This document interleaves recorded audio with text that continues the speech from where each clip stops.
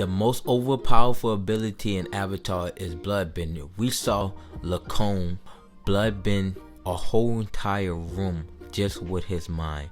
We saw Amon throw Korra around the room like she was nothing, just with this ability alone. Waterbenders was the only people who can use bloodbending. But wait, can airbenders use this ability too? I'm gonna show you a 1-minute clip of somebody explaining oxygen. Breathe in about 17,000 times per day. It's a process you rarely think about, but behind the scenes, a huge coordinated effort is playing out. Your vital organs, the gut, brain, bones, lungs, blood, and heart, work together to sustain your life by delivering oxygen to tissues throughout your body. Most of our cells need oxygen because it's one of the key ingredients of aerobic respiration. That's the process that produces a molecule called ATP, which our cells use to power their many incredible functions. But getting oxygen throughout our bodies is a surprisingly difficult task. Gas enters cells by diffusing in from their surroundings, and that only happens efficiently over tiny distances. So, for oxygen to reach the cells within our bodies, it needs a transportation network. This is where our 20 trillion red blood cells come in. Each one contains about 270 million oxygen-binding molecules of hemoglobin, which is what gives blood its scarlet hue.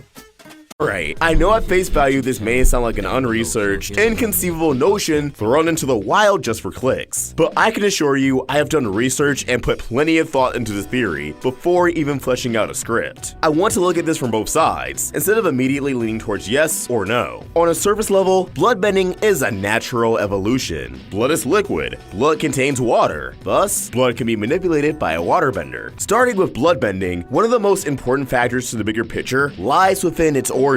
Bloodbending was not a native ability within the water tribe. It was invented, or at the very least discovered, by Hama, a waterbender whose only appearance was in The Puppet Master. During the 100-Year War, Hama was imprisoned by the Fire Nation alongside the other waterbenders in the Southern Tribe. Being limited in her resources in the prison, caged and separated from the rest of her tribe, in conditions impossible to waterbend, Hama discovered during full moons, the increase in power she received allowed her to manipulate the water in the bodies of rodents. As she continued to develop this technique, which she eventually named bloodbending, she was finally able to bloodbend a prison guard and liberate herself. Beyond its origin, bloodbending was eventually made public knowledge and banned by the United Republic of Nations. However, the technique was still honed by Yakone, who passed it on to his children Tarlok and Noatok, the latter who became Amon. Needless to say, bloodbending was a bit more fleshed out in Korra, amassing its arsenal. To recap what we witnessed in both series, bloodbenders can levitate others, control their bodies against their will, knock people unconscious, disrupt the functions of vital organs, psychic bloodbending, which is practicing the technique without being detected, and cutting off the bending of others by blocking their chi paths. Yet a huge drawback is, until Yakone, it was believed waterbenders could only bloodbend when empowered by the full moon. Yet again, due to evolution, Yakone pushed past his initial limits and learned how to bloodbend without the use of a moon, becoming a master at it. Now, let's pause this for a second and shift gears for a brief moment over to me. Okay, everyone know the basic stuff you can do with airbending, like glide, fly,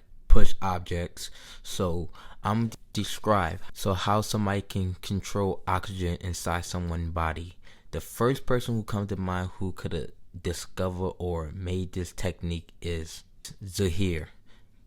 We saw him literally take the air out the queen body and made like a vortex. He's the only person I see who can come up with the ability to bloodbend for airbender. Do you think airbenders can bloodbend with all the information I showed you? Drop some comments down below.